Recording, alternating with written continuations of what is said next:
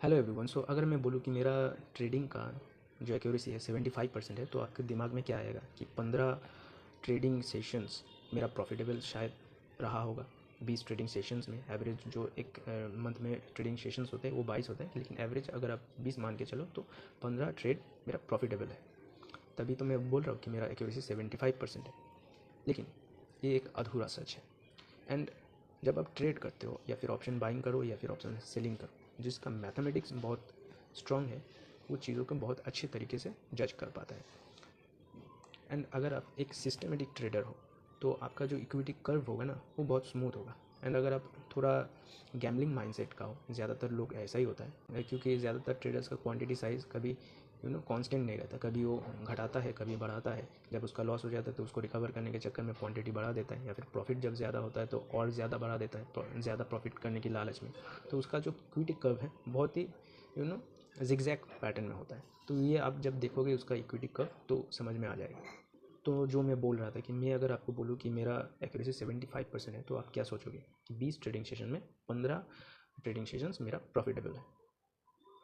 लेकिन ये एक अधूरा सच है। अभी अगर मैं आपको बोलूँ कि मेरा एक्यूरेसी 75% है लेकिन प्रॉफिटेबिलिटी 50% है एंड सक्सेस रेट 25% है, तो आपके दिमाग में क्या आएगा?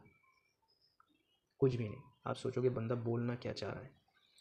तो ऑप्शन बाइंग जो इंस्ट्रूमेंट है वो डिज़ाइन ही इस तरीके से है कि आप 33% आपकी प्रोबेबिलिटी है विनिंग होने की। तो अगर एक महीने पे 20 ट्रेडिंग सेशन से तो आप मैक्स टू मैक्स 6 दिन प्रॉफिट में रह सकते हो। अगर आप एक ऑप्शन बायर हो तो इस वीडियो को ज़रूर देखना, क्योंकि मैं इस वीडियो को एक ऑप्शन बायर की पर्सपेक्टिव से बना रहा हूँ। तो अगर आप ऑप्शन बायर हो तो आपको प्रॉफिट कब होगा? जब आपको डायरेक्शनल मूव मिलेगा।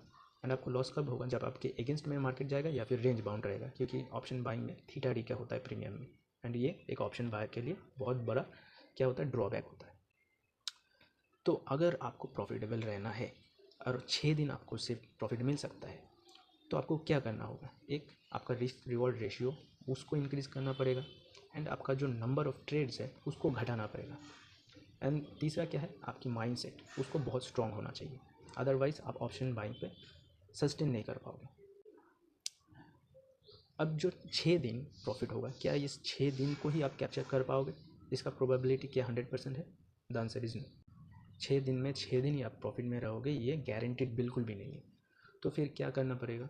वही चीज़ मैंने जो बताया कि आपका नंबर ऑफ़ ट्रेड्स घटाना पड़ेगा, रिस्क रिवॉर्ड को ज़्यादा करना पड़ेगा, तो इसको अचीव करना थोड़ा पॉसिबल लगता है। मोस्टली जितने भी ट्रेडर्स आते हैं मार्केट में सब ऑप्शन बायर होते हैं, क्योंकि उनके पास कैपिटल नहीं होता।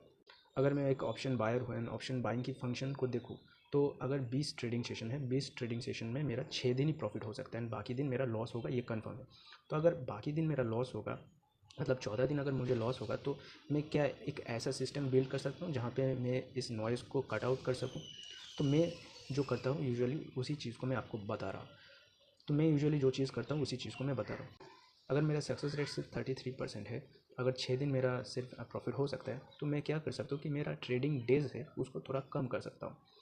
एंड इसके लिए मैं क्या करता हूँ कि अगर मार्केट 150 से 200 पॉइंट मूव नहीं करता है डायरेक्शनली, तो मैं ट्रेड पंच नहीं करता हूँ। और मैं क्या करता हूँ कि अगर 150 से 200 पॉइंट मूव कर गया तो मैं एकदम सिंपल मेथड यूज़ करता हूँ कि मैं ऑप्शन जो वाई डेटा है उसमें देखता हूँ कि हाईएस्ट रेजिस्टेंस कहाँ है, सपोर्ट कहाँ है। एंड अगर 150 पॉइंट या फिर 200 पॉइंट मूव कर चुका है तो मैं फिबोनाची रिट्रेसमेंट पे उसको देखता हूँ। अगर रिट्रेस करके फिर पुल बैक में अपसाइड जा रहा है तब मैं ट्रेड लेता हूँ, या फिर अगर रिट्रेसमेंट करके रिवर्स हो रहा है तब मैं ट्रेड पंच करता हूँ। तो ये सिंपल लॉजिक है।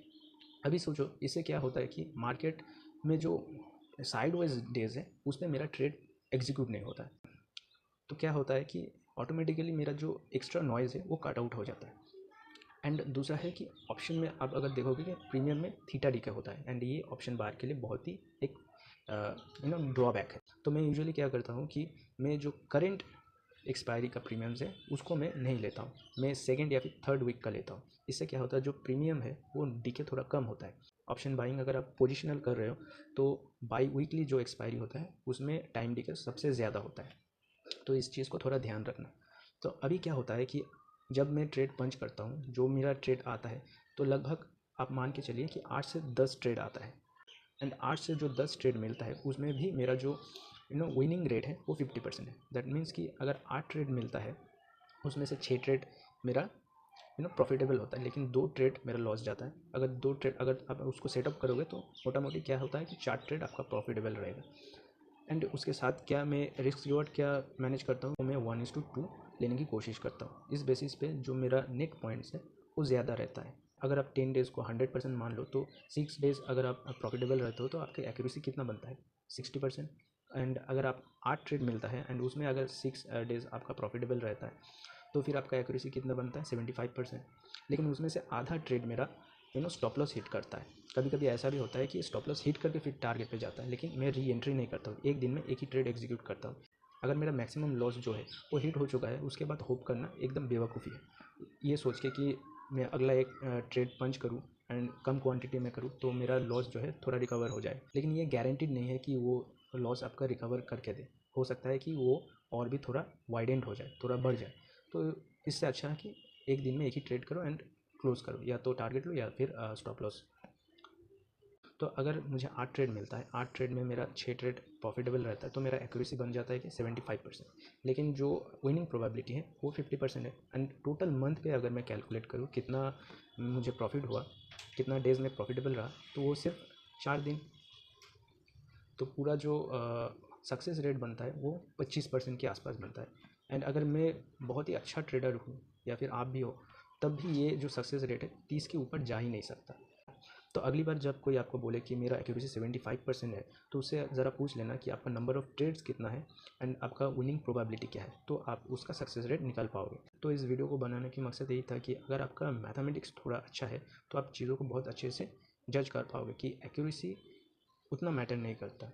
सबसे ज़्यादा मैटर करता है आपका साइकोलॉजी कि एक दिन में एक ही ट्रेड लो, या तो टारगेट लो या फिर स्टॉप लॉस लो, और नंबर ऑफ़ ट्रेड्स जो है वो कम रखो एंड रिस्क रिवॉर्ड जो है उसको थोड़ा इंक्रीज़ करने की कोशिश करो। कि जैसे मैं 20 पॉइंट का एसएल देता हूँ प्रीमियम पे एंड कोशिश करता हूँ कि 40-45 के ऊपर टारगेट बुक करने की। तो आज का वीडियो बस इतना ही, मिलेंगे अगले एक नई वीडियो पर।